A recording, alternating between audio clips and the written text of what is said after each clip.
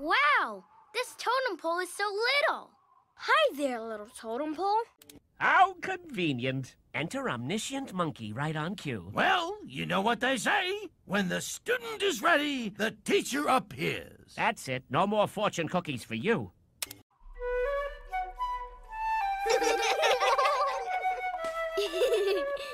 This is a fun little totem pole.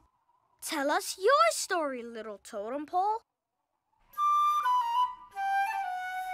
Uh-oh. Little totem pole wants to tell us his story, but look, he doesn't have any pictures. This guy doesn't have a story. Don't worry, little totem pole.